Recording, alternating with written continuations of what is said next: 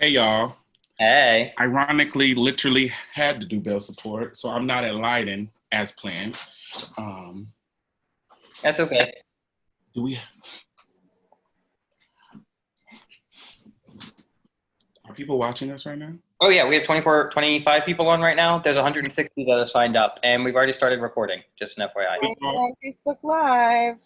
Y'all, this is the real life work of doing bail support. I'm not gonna be black and on camera and ashy in the lips. And we just got another young person out today. Just Yay! just dropped them off at their parents' home. Stopped and got some groceries. So I apologize for my tardiness. Don't Thank you all. apologize. Thank you. Thank you all for joining us. This is so important. It's so. This is a beautiful opportunity for us to make sure that folks who are showing up to do this important work have all the tools to be able to engage. There is a lot of unexpected trauma that can happen when you're doing bail support. There are a lot of technical barriers at times to get to folks. Many times it's a waiting game. There are times when folks who work in the system are really angry that people are getting bailed out. Because for many of them, it's this, they know that bail is an additional barrier for people to have freedom. And so there's frustration when folks like us at Black and Pink, or folks like you all who are on this Zoom call come in and say, no, you do not have the right to hold this body. This person not having the means, this person's family not having the means to pay this bail is not a reason at all for them to be in captivity, and we are saying that we are going to address that. So that's, for me, that's that's like one of the most powerful pieces about doing bail support, is that moment when it's pretty much like a FU to the system, because I feel like bail is kind of that additional what do I want to use, like that force field they put up around our people. So that's why I'm happy to be here. Zeph, I don't know how you led things off or how the introductions took place, but I just wanted to say thank you all, because I know people took off work today, I saw on some posts, Right. to attend these sessions. So we don't really have a format for that, and so just everybody to know, I'm David Booth, the Deputy Executive Director for Black and Pink. My pronouns are Z them. And we're going to be talking a lot about bail support today, as Dom was talking about. And there really isn't a format for these. There was just a few of us on staff who created this toolkit over the last 2 days. And so we decided that we wanted to take a deeper dive into the toolkits and, walk through some of the resources. We all explained a lot about like some insider knowledge on bail support. So there really isn't any good structure to these calls. It's just kind of, we're working it out as we go, because we just did not have time to figure out what that looks like, which is why there's no PowerPoints. It's just us chatting with you. And feel free to put your questions in the Q&A there. Nikki will be watching the Facebook Live for us and checking things there. But yeah, and Dom, just want to introduce yourself and your pronouns. My name is Dominique Morgan. I am the executive director of Black and Pink. My pronouns are they, them. I can say that it will be helpful for you all to download all of the toolkits that I know Nikki sent out in the reminder emails that are on Facebook. So make sure that you all download those reminder kits, because we'll be walking through some of that information.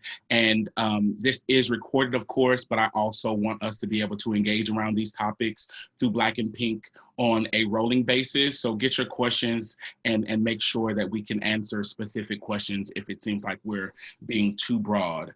I want to say, in regards to bail, outside of like the foundational, how problematic it is in its efforts to incarcerate folks because they don't have the funds to be free, when historically it's the experience of poverty that's leading them to be impacted by the system in the first place. That, like anything with the justice system, for folks who are in this space and you don't identify as an abolitionist, so on and so forth, you're just like, you know what, I'm new to this information. One of the big ahas that allowed me to really step into abolition as a life value is that Every time I looked at a system of justice, it did not impact white bodies the same way it impacted Black and brown bodies. And even further, definitely not the way it impacts Black bodies. So there's information from prisonpolicy.org talking about how there is data that shows that the bail that they put on Black people is not the same bail that they put on white people, right? So you will see white people go to court for DUIs, for theft, all of these things, and they will get opportunities for drug court. They will get opportunities for PR bonds, which is them essentially signing their name and being released to themselves. They will have the opportunity to go to treatment in lieu of paying a bail and things of that nature. Black folks historically sit, and they sit for $300, $400, and $5 bail limits. And that's the other piece where in my mind, it's like, this person could have been working. This person does have a family. This person may need medication, so on and so forth. And $300, $400 is going to radically impact their lived experience, not only while they're in captivity in these jails, but long term. So if you make sure that you download the kits, but I just want to really get into that because you will see that. You're going to see numbers where you'll look at the charge and you'll be like, this doesn't make sense. Why is this charge so high? For instance, there was a young person that we went to do bail support this weekend. The charge was very gray. It was like assault on a health worker / officer, and the bail was like $1,000. So many people are donating to our bail fund, which is so beautiful. We're so thankful. But for instance, I think Sunday we received about $5,600 at a Nebraska-based bail support. Honestly, that's about 5 people that we can get out, right? And that's powerful, and that's incredible, and that's important. But I also want people to recognize how much money it takes to get people out. David, I know that you have done support and you have seen others, like David is based in Jersey City and on the East Coast, and can speak to what this can look like in larger cities and maybe even cities where they have, in Nebraska, for instance, we don't have bail bondsmen. So they'll give, like, your bail is $10,000 and we need to pay 10%. But in areas where bail bondsmen exist, in areas where they have night court and weekend court, which we don't really have in the Midwest, what are some of the things you've seen, or some of the barriers that you've had to navigate? I mean, I would even dial back to with these toolkits too. These toolkits are like living documents. Like I think I've updated them like 4 times already today, just with things. We have like submissions in there. So if you have a submission that you think is missing from this toolkit, fill it out in that submission there, and we'll update it as necessary. So this is something that's going to be ongoing, because we want to make sure that this is something that lasts beyond these protests, because court support, bail support, advocacy support, all those things were ongoing tools in our like advocate toolkit for us to, figure out like, how do we best support the people who are system impacted? So just keep that in mind as we're working through these calls today, that these toolkits are going to be updated, probably daily, probably weekly. We'll see how that works. But just keep that in mind, which is why they're kind of a living Google Doc right now. And also, just to dial back again too, when we're talking about bail support, I don't know how many people are like familiar, like how familiar you are with the system and what your knowledge base looks like for this. So if you're very new to bail support, as you'll see in the toolkit, it allows us to care for our community members and ensure that they're physically in community with their people while they await trial, rather than being locked in jail. And in doing so, it keeps people from the violence they might experience in jail. And it also shows that the punishment system that this person is loved, the people are looking out for their safety and their health. And it's also just a form of mutual aid, because you're caring for your community members. At the end of the day, that's what it is. And I can't stress this enough. Any contact with the system is inherently traumatic. It doesn't matter if you're in jail for 1 day or you're in prison for 6 months to a year to decades. Any contact with the system is inherently harmful. So anything you can do to ensure that people do not have contact with the system will go a long ways in ensuring that that person is supported and affirmed, and lets them know that they are not just a spoken word, that they are not just somebody who isn't cared for, somebody who isn't affirmed. And especially for trans and queer people, that's incredibly important, because our community, by and large, is thrown out. People just don't see us as people who have value, when we all know that we have inherent value, when we all know that we are worth every drop of blood in our body. And so it's just very important that we keep that in mind. And And larger point too, like when we think about bail, like I can give you an example for Rikers. So when you think about all the people who are sitting in jails and prisons, and when I say jails and prisons, I'm saying jails are for people who are in there for up to a year. Prisons are for people who are in there for a year and longer. So there is a distinct difference between the two, which is why we say jails and prisons. But when we think about like Rikers and we think of other places like that, the vast majority of new jail admissions, people who are coming into the system, are people who could not afford jail, who could not afford to bond out, who could not get the money they needed in order to not be in that system in the first place. And so we see, I think in Rikers, it's about a good 90% of people are in there without having any formal charges against them. They're just waiting for money to be paid. And there are people who will sit there for at least 6 years. I think one of the longest time frames I've seen is 6 years, people waiting just to get bonded out. And bail is going to look different state to state. It's going to look different municipality to municipality. It's going to look different from county to county, depending on what that state rules and regulations are, because there's cash bail. There's just literally so many different ways of bail, but bail is essentially just another form of debtor's prison, saying that you have to pay this in order to get out. Well, when we look especially at the trans and queer community, we are traditionally below the poverty line. We traditionally cannot afford to pay that bail. So our only option is to sit inside. And so we don't have any other options. And a lot of times, there's also this piece called release on recognizance, which says that you're good for your word, you're going to come back, they don't have to chase you down, which is something that's not often used. They still want you to pay money. And so there's all these like mitigating factors into who decides whether or not you can be released, and that's whether or not you have a passport, connection to other countries. Like there's so many different things. But by and large, people of color and trans and queer people, and I always put trans first because trans people always come first in my book. So I no longer use queer and trans, it's trans and queer.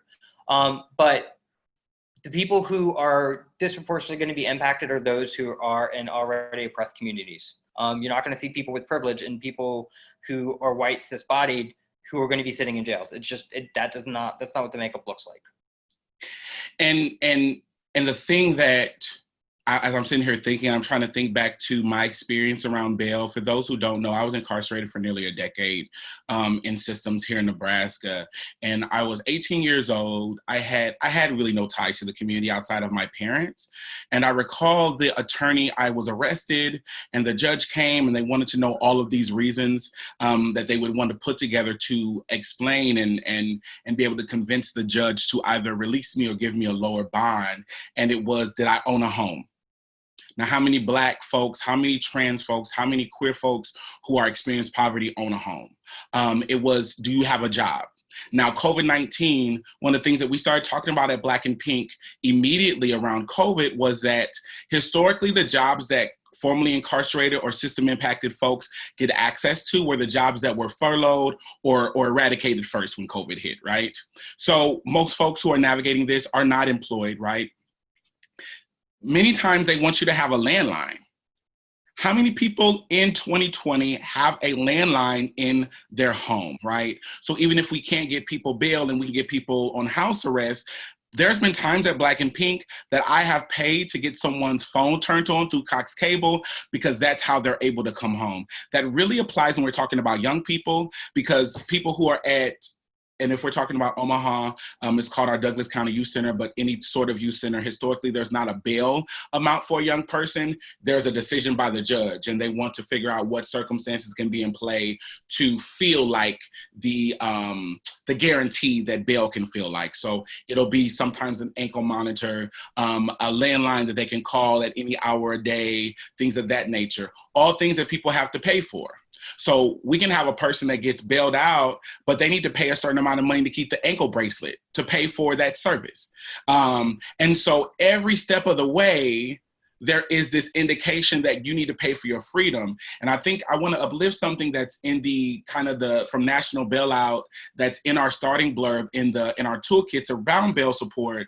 And the line says, as a system is supposed to be built on a guarantee of presumed innocence before trial. So in a system that tells us that there is a presumption of innocence before trial, it also seems it seems like an oxymoron that we have to jump through all of these barriers to get people released. And when folks are released, the ability for them to challenge the system, the ability for them to prove their innocence is heightened, right? So let's quickly talk about bias and perspective. Folks who do not get access to bail, who end up having to go to trial or just go to court, period, right? They go to court in an orange jumpsuit historically, right? So we know that people will look at that situation and make their own interpretations. I've had people say, well, they couldn't get bail, so they must have been guilty. Nobody cares about them, so they didn't come bail them out, so maybe they're a bad person. Nobody likes them. They'll judge you based on how you're standing and how you present in prison clothes. And you may not have gotten a shower for days or been able to wash your face or brush your teeth. You may not have had any sleep, right? So you're going through all of these things, and then you're positioned to defend yourself, speak for yourself. Historically, if you have a public defender, and I understand the work of anyone who has multiple cases and has this desire, I'm going to get into the system to change the system. That's a whole nother webinar to talk about, but they're overwhelmed, right? So you have to have the capability to really, there's been times when I had to tell my public defenders, I need you to say this. I need you to tell the judge this, right? In order for me to try to get released. I sat in jail for 354 days with $8,000 bond. With $8,000 bond, right?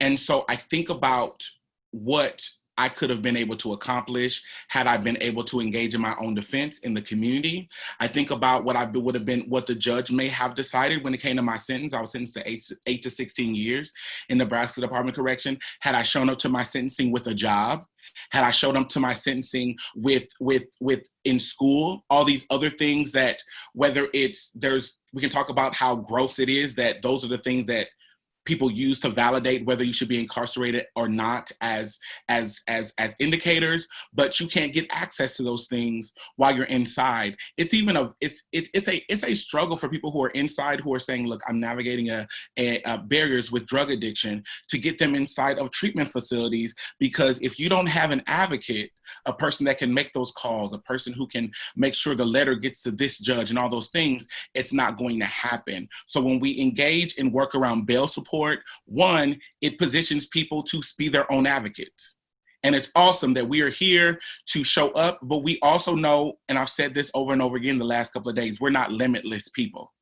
We don't have infinite space when it comes to how we show up for others if we expect to show up for ourselves. We don't have infinite space when it comes to our emotional self-care. We don't have infinite space with time. Every day, I'm looking now, it's almost 2:00.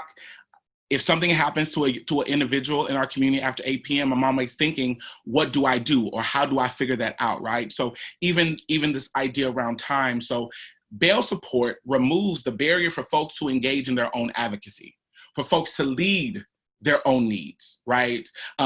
We may still be needed, but these folks are in a space where they can guide it, and that's more powerful. David, I think you were about to say something. Yeah, and I was just thinking too, and that's also where bail funds come in. But that points to the larger point of, the criminal punishment system is just stripping agency from people. When we talk about harm and violence that happens in communities, when they go to the system, that person is no longer their own advocate for the harm that happens to them. The system decides that for them. So at every step so this just highlights that point that, every step of the system, you're never in control of your own agency. It's just taken away from you. And a lot of times these bails, you don't have to do the bailing out yourself. That's where these national bail funds come from. So Black and Pink has one. If you look at National Bailout, which is on there, that actually comes from the Black Mamas Fund. And I love the Black Mamas Fund because every Mother's Day, they do this national call to just liberate Black women from jails and prisons and to actually bail them out.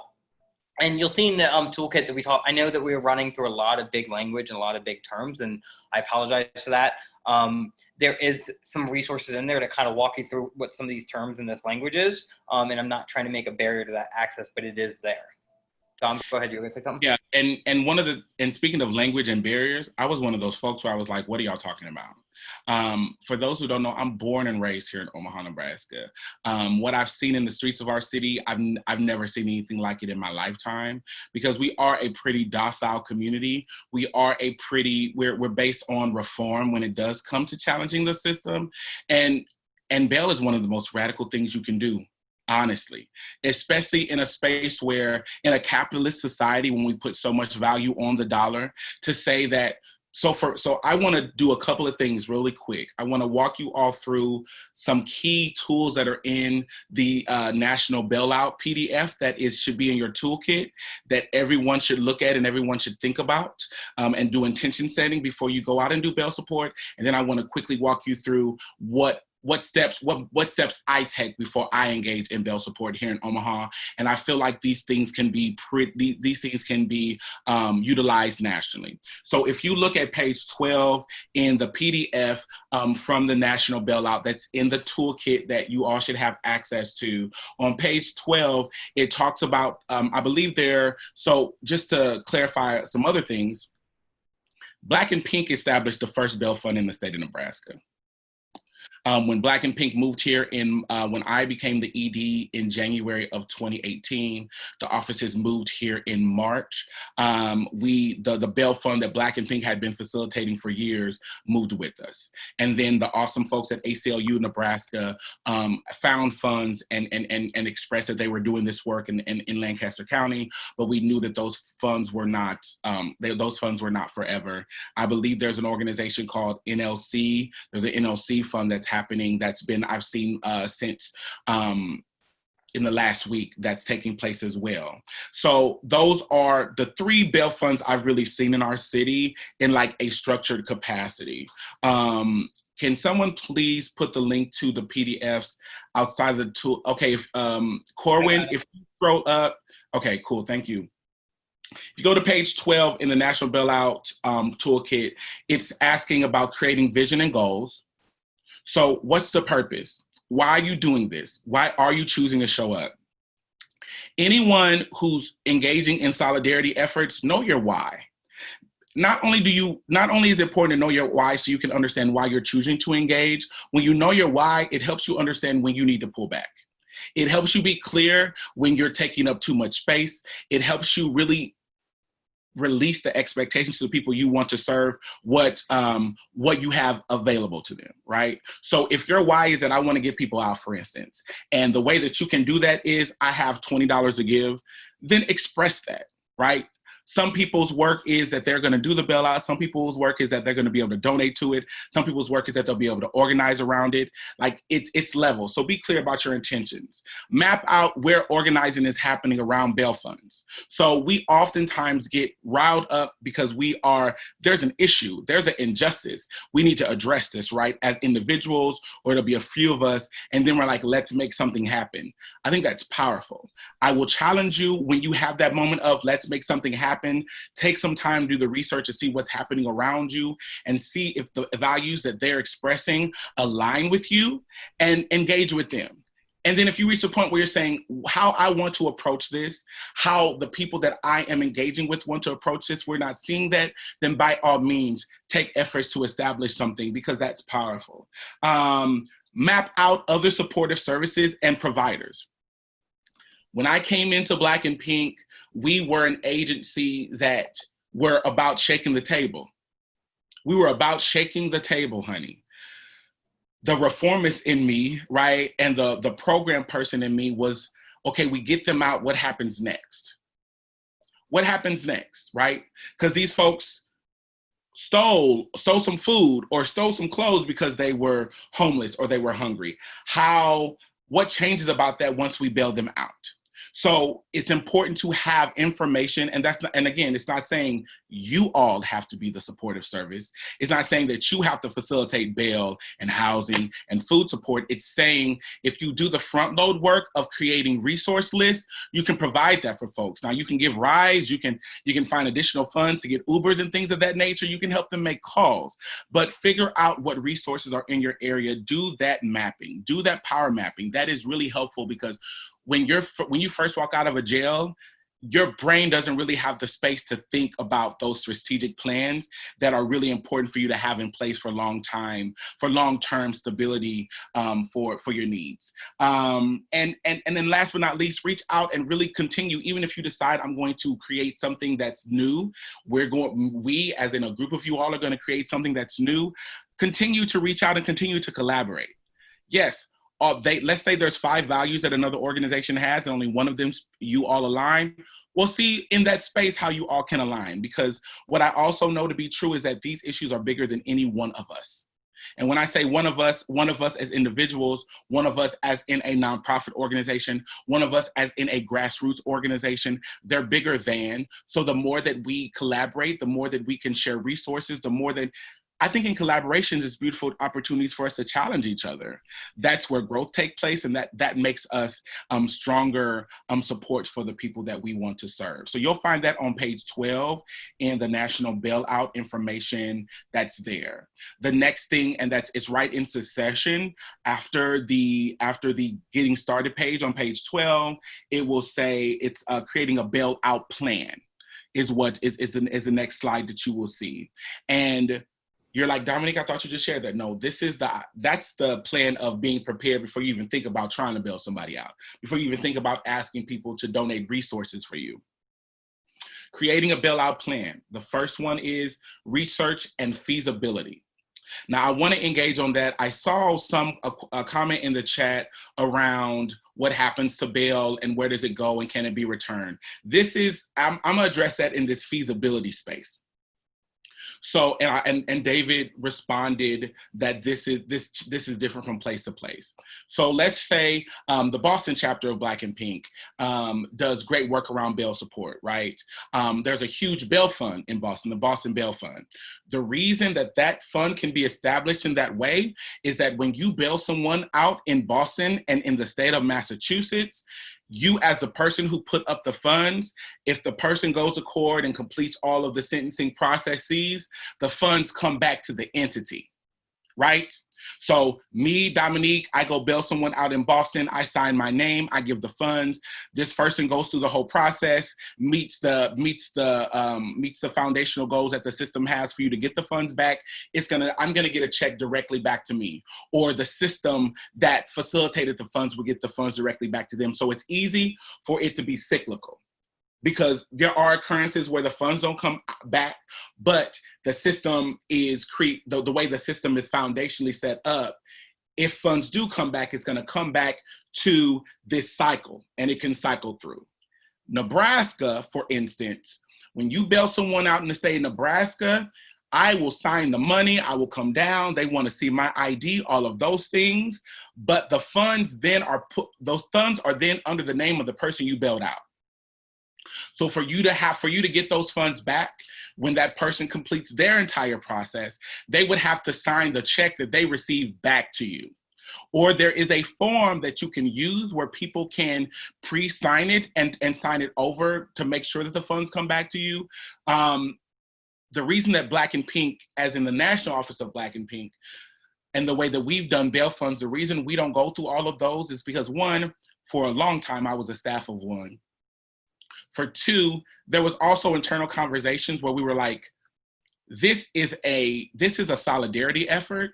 I am not going to go through the work of chasing you down, of policing you to get those funds back. So essentially, we look at when we bail people out in the state of Nebraska, they essentially live like mini grants. That's how we track them. Now, we are fortunate and privileged as an organization to have an accountant and an accounting department that has helped us figure out our processes that allow us to be not only compliant as a nonprofit agency. Again, this is the work we have to do as a nonprofit, as a 501c3, right? That has to file taxes and has a board of directors and things of that nature that we're culpable for the financial transactions of our agency. We're lucky to have that. Because for many people, it's like, well, we gave you $10,000 to bail support. Well, you're saying you just gave the $10,000 away. That means that you have to be okay with us giving the funds the way we give the funds. Don't engage in this if you're not really comfortable with being with your action being either giving the funds or making sure the funds get given to someone who needs to get out. do not do that, because this idea of people really want to engage in solidarity measures, but really have a whole lot of control in how it engages is very toxic. And it doesn't, this is about liberation. This is about power. This is about a person really sitting in their own autonomy. And in that can feel uncomfortable. That can feel scary, right? Because it's like, we're used to knowing everything. We're used to tracking all the things.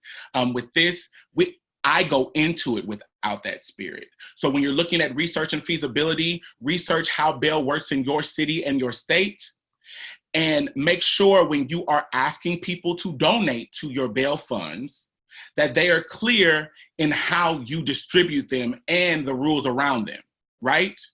Because, again, I think it was Sunday alone, it was about $5,600 that we were able to get donated that is for Nebraska specifically.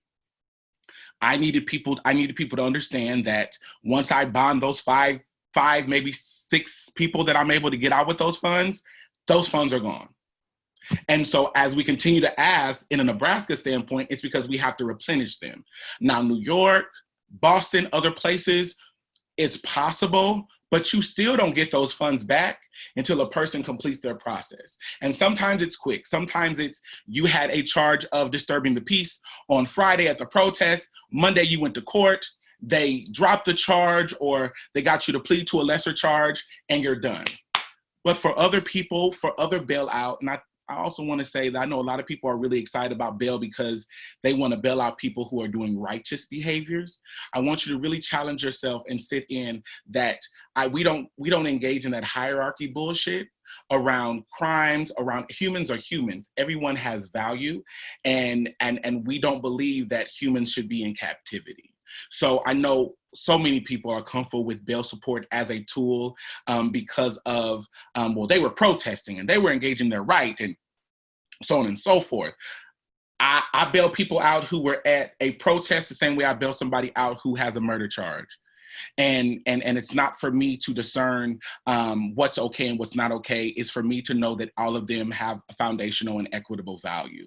So when you look at that, research what's around you and look at the feasibility, how long can you keep this going? And go ahead, Zeb. Oh, right. I think too, with the feasibility thing too, make sure that you understand that this is people that are at the center of this bail thing. Make sure that you understand that you are not just bailing out like just another person who's going through the system. This is a human that has real feelings, real emotions, and making sure that when you do that, what's going to happen when you bail them out? Are you just going to drop them off on the street somewhere? What are you going to do? Are you going to take them to work? Are you going to make sure that they are okay after being through that? Because even just having that contact with the system is traumatic. So making sure that you understand where their headspace is when you bail them out, and making sure that that is something that is central to your plan when you're making this, because these are people at the end of the day and they need to be taken care of. Absolutely. So you do the research, you look at the feasibility, you communicate very clearly with the folks who are supporting your bail initiatives. I can't express that enough. If you've seen any videos where I've talked about bail, I think I say it 1,000,000 times in the video that I don't want you donating to us via Venmo. Don't ask me about a Cash App.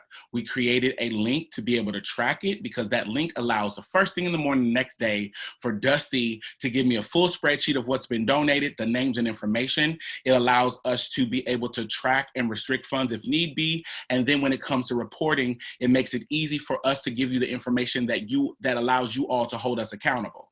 When you all give us funds for whether it's bail support or any other sort of initiative, we're accountable to you. Just as much we're accountable to the people we serve, because you're choosing to support our work through this action.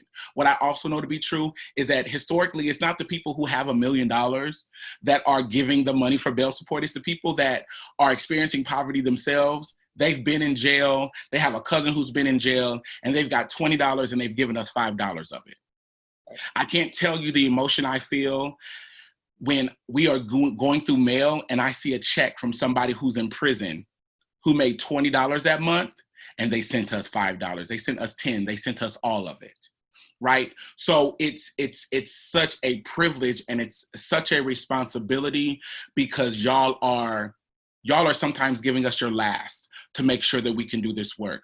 So research, feasibility, and reporting. Make sure that you understand what that looks like. The next step of the action of creating a bail plan, Understand what are the action and support around homecoming. Where are they going to? Now, 3-4 months ago, when I would bail someone out and they were like, look, I need to get into the shelter, it was very easy for me to figure out how to navigate to get them a bed. Once COVID hit, that changed.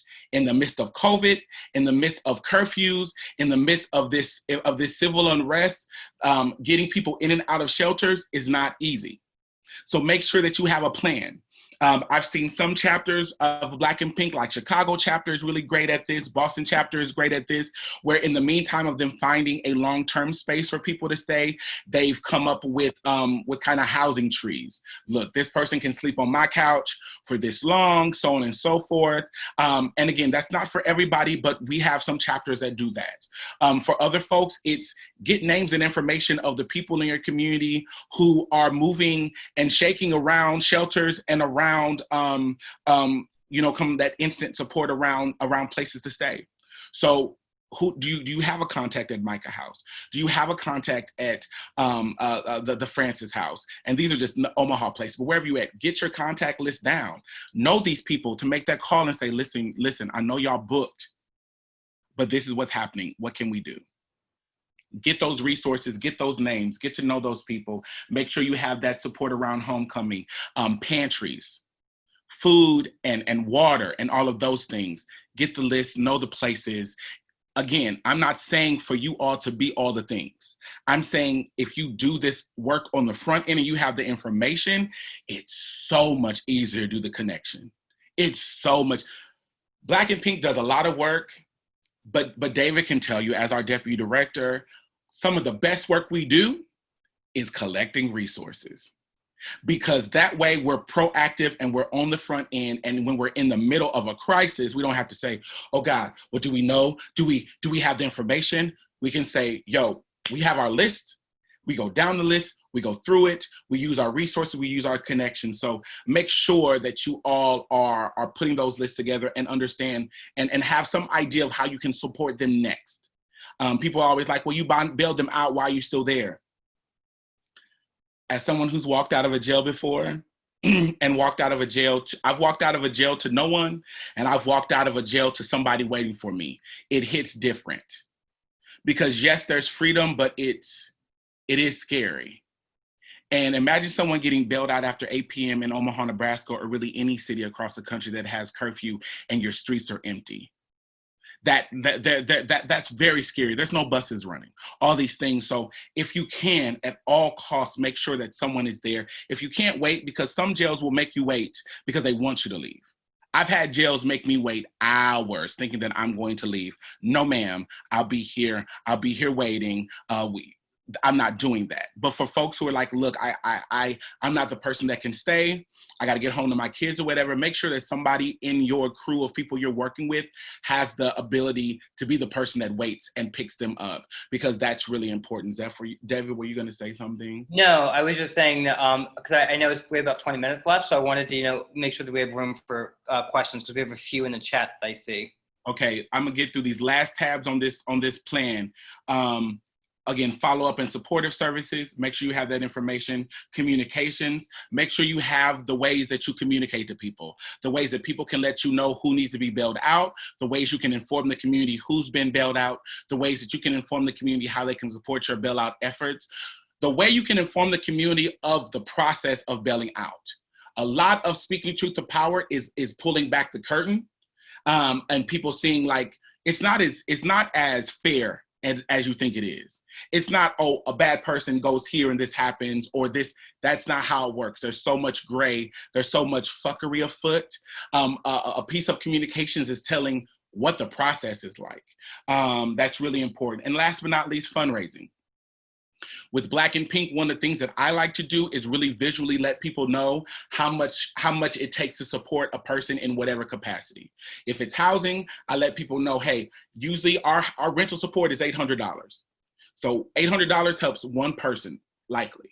With bail, average bail is around $1,000. Average bail is around $1,000. So if we have $5,000, we likely can support 5 people of getting out. Right?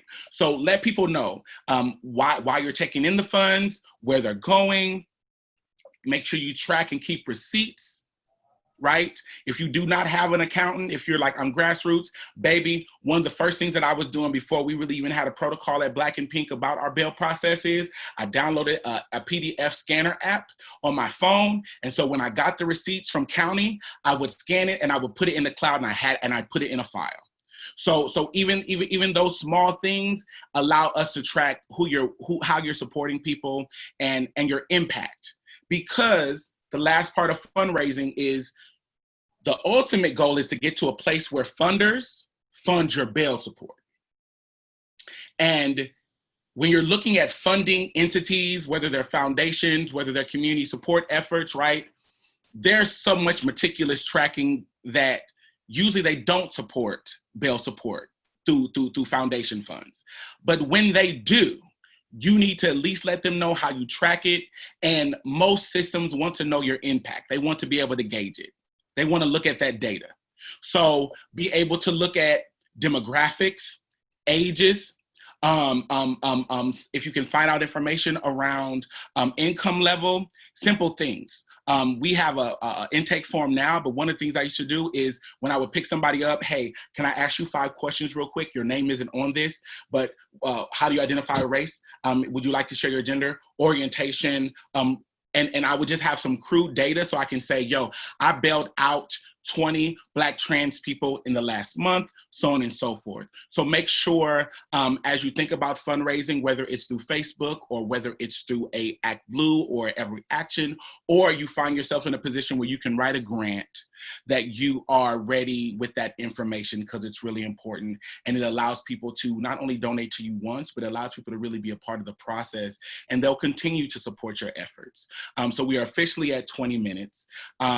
Let's get into, and that's the full bailout plan that you're creating, a bailout plan that's in the National Bailout PDF that's there. So y'all dig into that, because it's some beautiful work done by Black folks, Black women, to make sure that we can show up for each other. So please, please dig into that. Okay, question. The question is, maybe I missed it, but what are some ways of support for areas that don't have cash bail?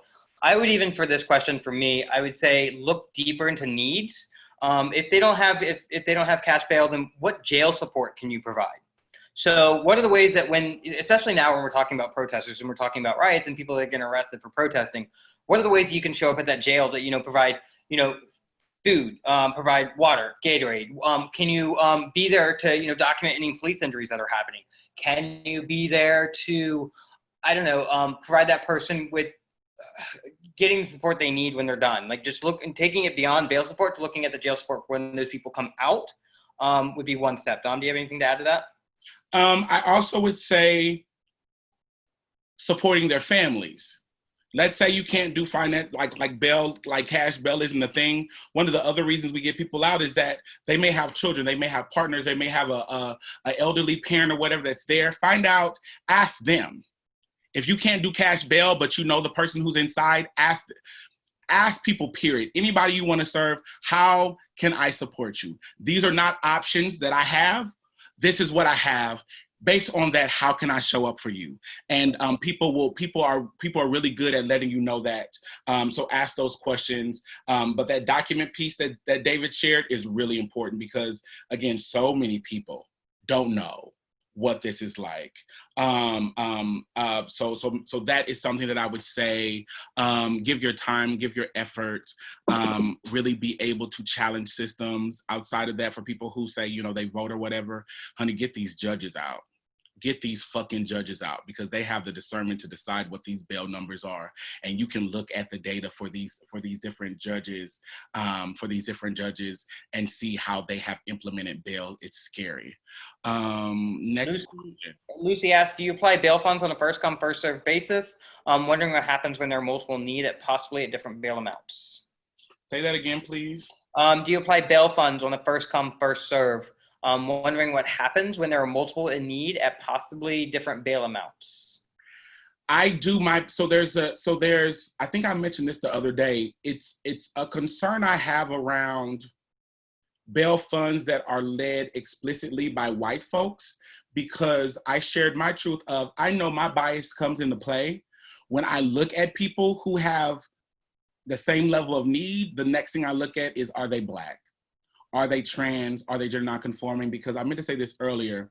One of the reasons I get to trans and gender nonconforming folks quickly, like I will get out of my bed, it does not matter, because when you are in booking, if you have weave-in, if you have nails, if you have extensions, if you have on makeup, if you have on binders, anything, those things, they will let you keep those on while you're in booking. Once you are transferred to a cell, I have been there when they have taken pliers and broken acrylic nails off the hands of trans women. I have been there where trans women who have sew-ins have weave glued into their hair and they have ripped the hair out of their scalp. They have cut the weave out of their hair, because if you do not, you'll be put in solitary confinement. I have seen trans men. I have seen masculine presenting folks who have had binders be forced to give up their binder because they may hurt themselves with them.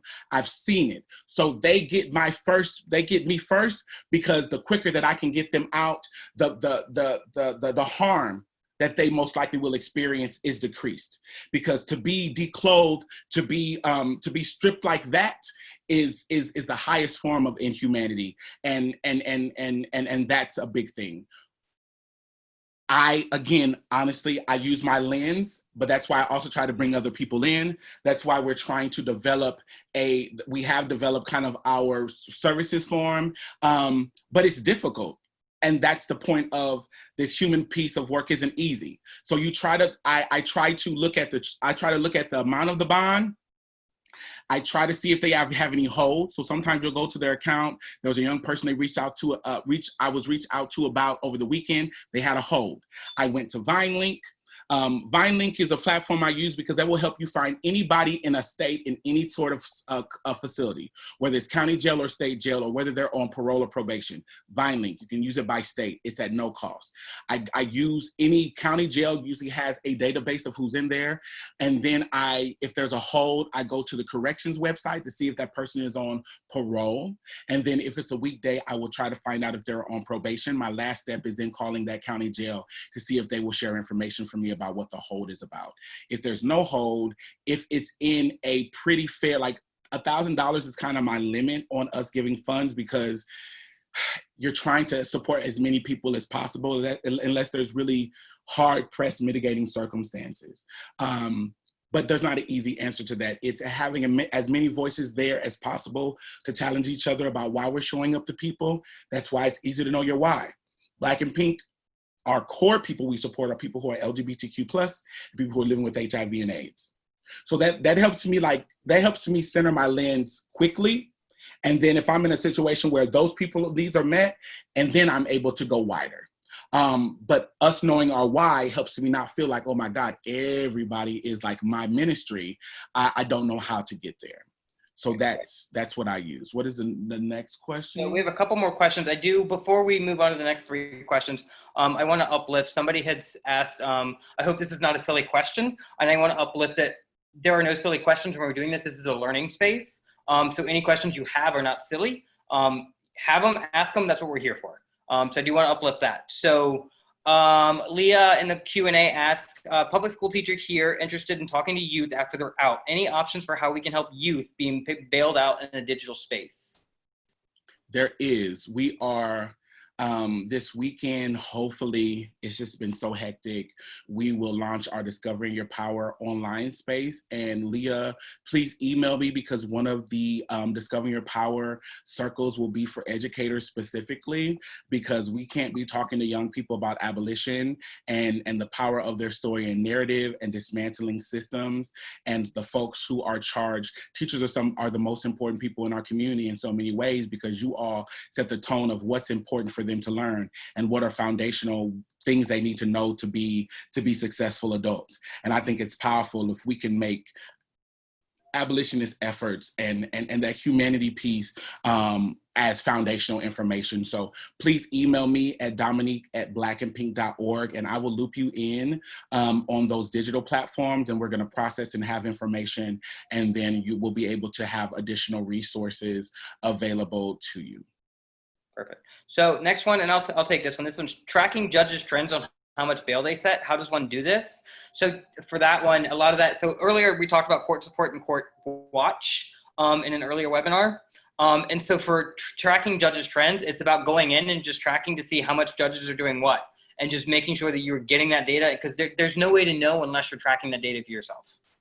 And there's some agencies that track information around judges. And you can pull those things, but I usually go down to the county and I try to pull information for like that month. Or one of the tools, I know court support, was that an earlier session or is court support session later? Earlier, if you were not on the court support session, please watch the video. That's one of the beautiful things about court support, is that I will sit in that in that courtroom and you'll watch a judge's whole session, and you will see how the bail and even the way that they throw out cases fluctuate between race, between age, between gender, and even how they feel at 9 o'clock versus how they feel at noon. So doing some of that foundational work is really helpful, especially when you've been kind of targeted. Oh, this judge does some messy stuff. Start doing that behind the scenes work of gathering that information. Perfect. And then the last one in the Q&A, is there a way to feasibly do bail support if you want a 501c3? Does the requirements to make your a 501c3 start at a certain cash flow level or account balance level, or neither? So I can answer the second part about requirements to make your org a 501c3 start at a certain cash flow. No. 501c3, it's just a huge process. I think it's like $400 now just to get the federal 501c, and then you have to incorporate an estate. There is no cash flow requirement. The requirements for 501c3 happen when you go to report your taxes. So you can get this thing called a 990 postcard, which is for organizations who make $50,000 and less. That's the report you file out annually. If you do 50,000 and more, then there's a whole other longer form. But that cash flow piece, there's no cash flow limit as far as I'm aware. And Jessica, no shade, and this is as someone who runs a nonprofit. Baby, if you can avoid becoming a 501c3, do it. Because the shit's stressful, right? Because I say this all the time to own our shit. Once Black and Pink became a nonprofit, which predates me, we became a part of the nonprofit industrial complex. We are a part of systems. Yes, we're trying to dismantle systems, but inherently, because of our status, we're a part of systems, and we have to own that, and how difficult that can be, because there's things we want to do sometimes. There's things we want to say. There's ways that we want to engage in things, and because of our status, we can't, or we have to ask for exceptions. So before you go into that space around becoming a 501c3, really make sure that's what you have to do. That's why we say do the research of who's around you doing this work that you can collaborate with, that you can join their ranks and you can support them in doing their work in a larger way. And the feasibility around bail with a nonprofit, I think it's even harder because of the reporting, right? Our accountant stresses all the time, is like, how do we explain that we gave away $10,000? And because this is new for nonprofits to do this type of work, we're kind of blazing the trail in the midst of administration that could, just because we're doing this work, we could be on some list and we could be targeted for an audit and so on and so forth. So as much as you can to do this in collaboration with an agency that's doing it, and not to be funny, like Black and Pink, the easier it is. But I'm going to say that with a 501c3, those donations are tax deductible, which is where that draw comes from, because then people can write that off on their taxes. Absolutely. And if you are an organization that's not a 501c3, you might run into the thing where that becomes taxable income. So that's why it's always good to go through a bail fund who's already a 501c3, so that the person who you donated money to doesn't have to go back and pay money on that as a tax. Absolutely. The information about what bail was set by what judges, that published somewhere that we can get access remotely? Absolutely not, because they don't want us to have that information. That's that important part about court support, or even, again, if you're talking and working with folks who are navigating bail, and there are certain judges in Douglas County when it's like, we know who those judges are. People tell you to avoid them. Shift your attention to them. Right. Find out what's happening. And I do think that you can like pay for court reports that are like public information. But for me, it's just so much easier to just take a couple of days and get people that can sit in and do court support. If you're in some cities, you can watch court via technology. And so just kind of start plugging that stuff in and kind of putting that data together. And how can we impact who stays a judge? These judges are voted in. Depends on the state. Some are voted in and appointed, and some are elected. Boom. Okay, I know in like Omaha, like our Douglas county judges are elected. Now, like circuit judges, supreme judges, all that stuff, that's a whole nother conversation. But every judge in Douglas County has to be voted in. And the issue is that because most people don't pay attention to the judge race, like we really don't pay attention to our district attorney race. That's why Don Klein has went unopposed or pretty much unopposed, because we're focused on presidents and mayors and all those things. Super valid, but baby, get into that nitty gritty. Get into who sits on the pardon board. If you look at that makeup, it's not the likely suspects, the people who decide who gets a pardon. So look at that information, but find out who's up for re-election, put together information for people. And I will challenge you all, don't tell people who to vote for, give people access to all the information and support them in making informed choices. That's what's really important, because none of us are a monolith. Especially system impacted people. Don't speak to system impacted people in a way where they don't know, and you need to inform them and you got to put them on the right track. Give them the information and support them in making an informed decision, because that's where the power is, and that's where we make sure that we protect folks' autonomy. And also, I will say to that piece too, like when we talk about appointed or even elected ones, they're still accountable to the public for the decisions they make. And so fuckery aside with the Brock Turner case and that judge there, and like my opinions on that case, what people did is they put public pressure on that judge, and that judge ended up recusing themselves. So you also still have power to put pressure on that judge if you don't like that judge and those decisions and you've been tracking them. That's where that court watch thing comes in, where you can track every decision that judge has made and all that bias and all that, just the foolery that judge gets into. Make a note of it. And if you don't like that judge, put pressure on them, write op-eds, petition people, make a petition, get something going around where you can start getting that judge to feel that pressure to either one, change their bullshit decisions, or two, get the fuck off the bench. And no shade, I never said this, but maybe I just said this. Most places will let you come in with your phone. They don't want you on your phone, but you can always turn your recorder on said phone. If you're like, yo, I don't really have the capacity to write a lot of this stuff down, baby, you better go in there with your phone charged and record that, and then transcribe that. Is something that I do a lot, because people will lie and say what they didn't say. Like our governor of Nebraska is and doing. We'll put the caveat for that too. Double check with public access laws that you can actually do that. I'm about 90% sure that because that is a public record, that's allowed, but I would double check that. And again, none of this is legal advice. I said that in the last webinar too, like we are not lawyers. We cannot give legal advice. We're not equipped for that. So everything we say is with that caveat. I mean, we feel pretty confident in it, but also like shit changes. Things change all the time. So always make sure that you take this information with a grain of salt and you do your own research.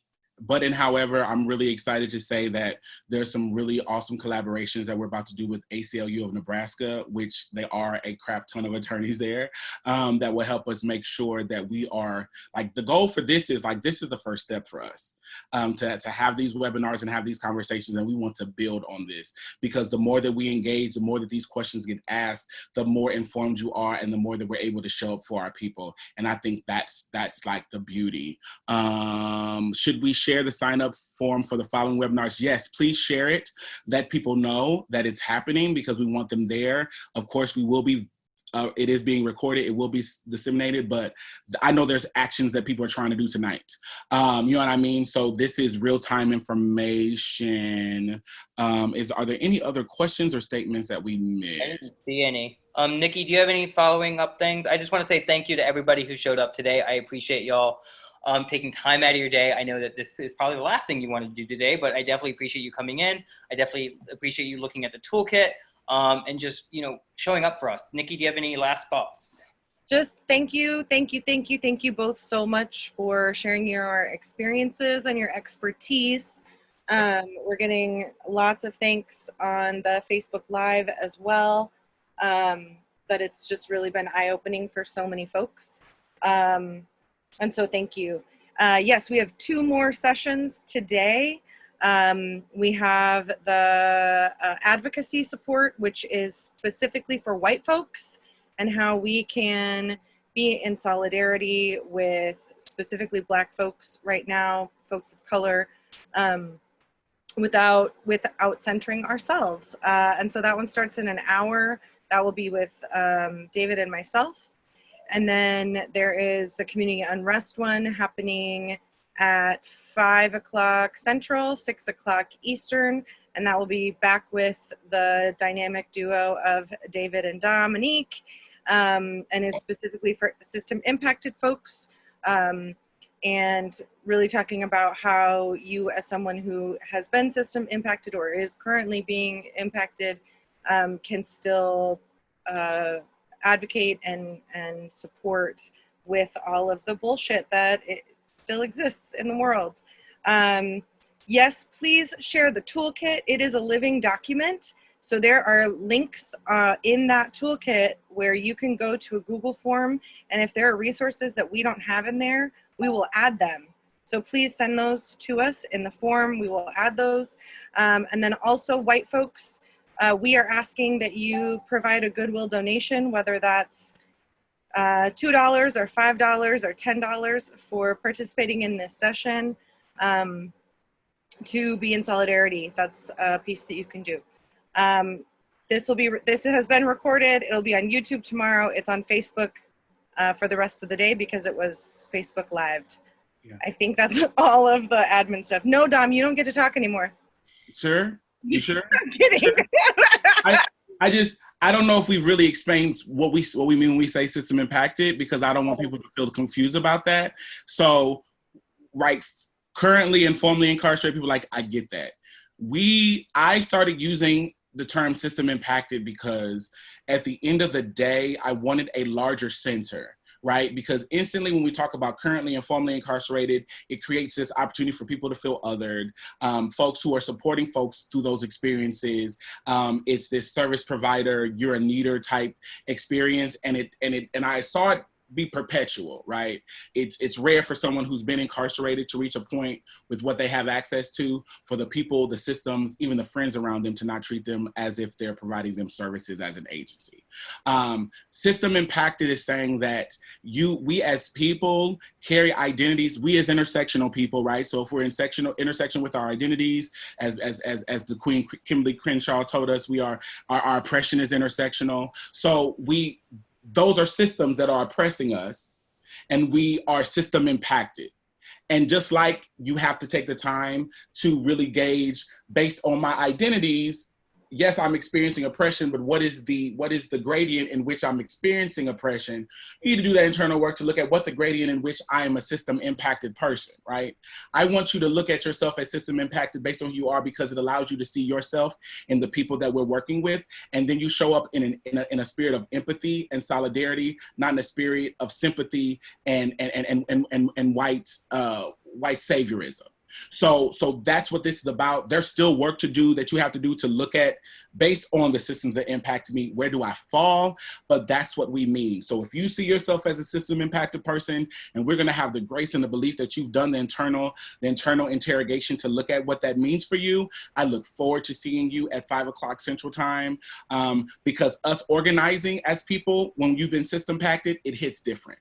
And so we need to have a space for us to unpack that, give ourselves grace for things we can't do, things that are unsafe for us to do, things that scare us to do, and talk about how we can show up for our people and how we can show up for ourselves at this time. I love y'all. And thank you, David and Nikki, for holding this down. Thank you for everyone who attended. We appreciate you all. Real quick, I want to give a big shout out and thank you to Tanya, our amazing board member who has been holding it down in the chats today, and then also Teo, our staff member who's on. We had a question about what our Venmo is, Dominique. We do not use our Venmo. Kathy, our accountant, will kill us if we use our Venmo. Please use either the bail support link, if it's bail support, or our general donation link. So you can find those on our Facebook pages, blackandpink.org. But please use those links, because again, going back to that fiduciary responsibility and being accountable, that's how we're able to track and really make sure that we're doing what we need to be doing with those funds. So I just dropped the link for our donation into the chat, so if you want it, it's there. And I'll put it on the Facebook Live. And then if you're not able to donate to Black and Pink via Act Blue, there are so many Venmos out there. The trans woman who was beat up a couple days ago, her Venmo is out, or her Cash App. Ayana Dior. Ayana Dior. So please donate to her directly and donate to folks directly. Yep, and there's some links in the toolkit for people to donate directly to too. Miss Major's giving circles in there. Miss Major is a trans leader from Stonewall era. Miss Major has some major health issues the last couple of years. Miss Major also has this thing called the House of Gigi, where she empowers trans people. So if you want to donate to somebody who's been doing this work longer than we've been alive, fucking do it. Yep. And also go to Twitter. Trans Futures Collective is always retweeting people's Cash Apps and information. That's where I go. Like on Fridays, I try to donate to Black trans women, Black trans folks, and I go to that. What's that hashtag again? Trans. It's Black Trans Futures. Like that's their handle on Twitter, and they're always retweeting stuff. So please do that. Thank y'all. I'm gonna hop off this because I gotta run the lighting house to get ready for our next session. Love you. Thank y'all. All right, thank you, y'all.